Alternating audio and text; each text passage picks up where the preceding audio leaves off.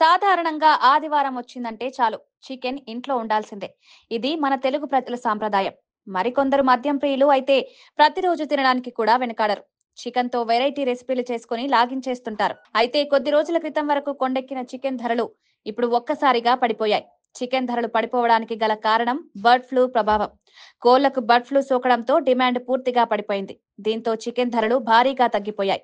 అయినా కూడా చికెన్ కొనడానికి, తినడానికి ఆలోచించాల్సిన పరిస్థితి నెలకొంది. బర్డ్ ఫ్లూ ప్రభావంతో పౌల్ట్రీ యజమానులు తీవ్రంగా నష్టపోయే ప్రమాదం ఉందంటున్నారు పలువురు. కొనుగోలు తగ్గడంతో చికెన్ వ్యాపారులు లబోదిబ్బోమంటున్నారు. కాగా ఆంధ్రప్రదేశ్లో వందల సంఖ్యలో కోళ్లు మృత్యువాత పడుతున్నాయి. దీంతో అధికారులు అలర్ట్ అయ్యారు.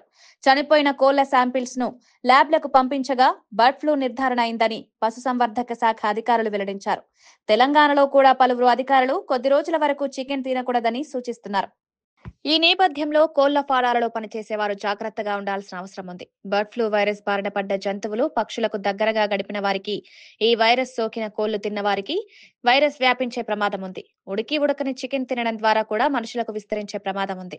మరోవైపు బర్డ్ ఫ్లూ వైరస్ సోకితే వ్యాధి లక్షణాలు 2 నుంచి 6 రోజుల్లో కనిపిస్తాయి.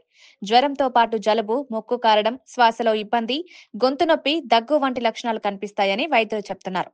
ఇక బర్డ్ ఫ్లూ కారణంగా ఇప్పటికే చికెన్ రేట్లు పడిపోగా ప్రజలు ప్రత్యామ్నాయాల వైపు దృష్టి సారిస్తున్నారు. చేపలు, రొయ్యలు వంటి ప్రత్యామ్నాయాల వైపు దృష్టి సారిస్తున్నారు.